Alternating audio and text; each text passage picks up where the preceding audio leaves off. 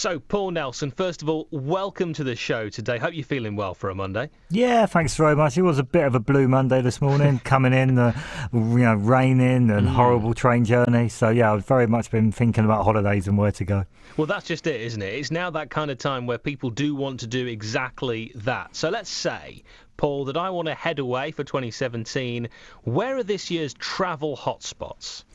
Well, we've seen a World Travel Market. So World Travel Market takes place in London every year, and it's where we get the whole travel industry to come over. We get £2.5 billion worth of business done, and that business is effectively all of the holidays that the industry packages together for us to go.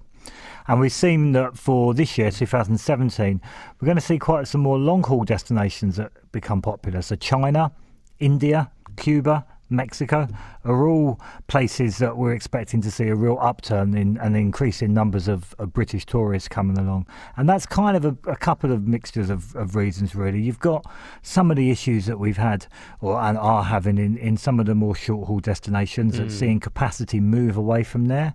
And some of that capacity is moving to, say, safer destinations, more traditional destinations that we're used to, such as Spain and Portugal. But then a lot of that capacity is going long haul. So as I say, China, India, Cuba and Mexico. And then on top of that, there's been a real increase in investment in aircraft over the last few years. So the aircraft that fly long haul now are far much more comfortable. They carry more people. So that's really seen an increase in capacity going into these destinations. It's interesting you mentioned Cuba, Paul. I've done this before on my show. I don't know why, but for our military-based audience, when I've asked, where's your favourite place to go on holiday, bizarrely, Cuba came out on top.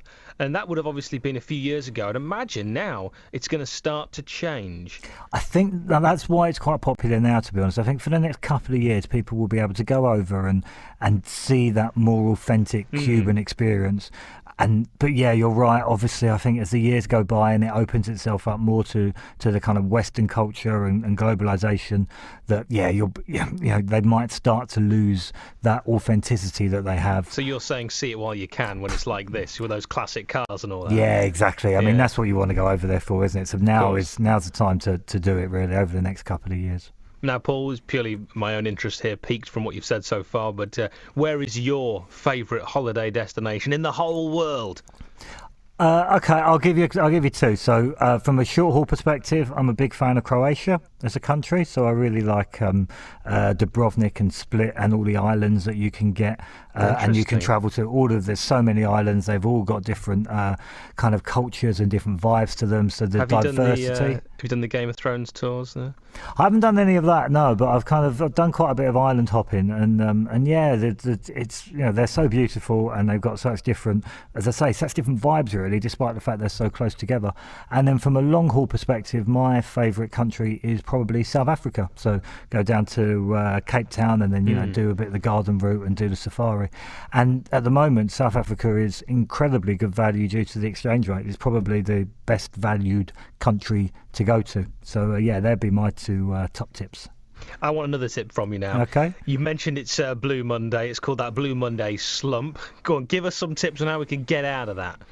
Well, I guess search and book for your holidays. Yeah. So have a look online and, do your research and plan. This is a really big day as far as the tour operators and the travel industry is concerned. There'll be offers, they'll be trying to get people to book. They want as many people to book early as possible. It helps them manage their capacity. So the problem we've got, obviously, with the value of the pound decreasing probably does mean that we will have to pay a little bit more for holidays this year, if we're being honest. But now is the time to get those bargains. As I say, the tour operators want to get people in, they want to get people booked up as early as possible, so that helps them to manage their capacity, so they know, they haven't got too many holidays that they have to sell late in the summer. And so now's the perfect time to go along and do that. And, if you do your research and you search hard enough, you can, find the right deal for you. I know our audience will be thinking about, has Brexit affected or will it be affecting holidays?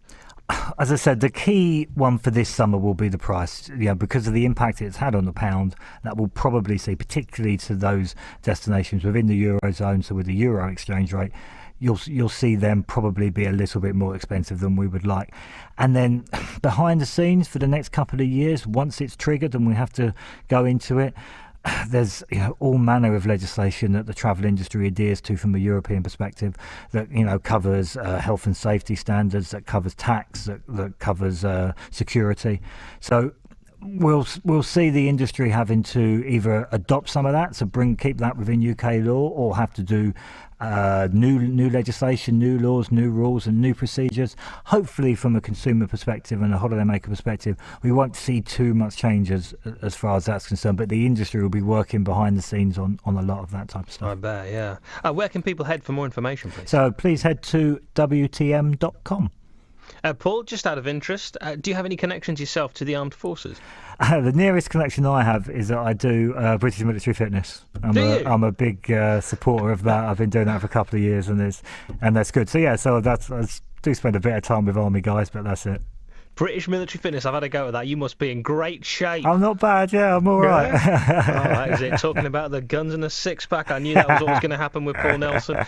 You are a travel expert. You are a joy to speak to, and I thank you. Have a great Blue Monday. Cheers, Al. Take care. Bye, Paul. Bye-bye.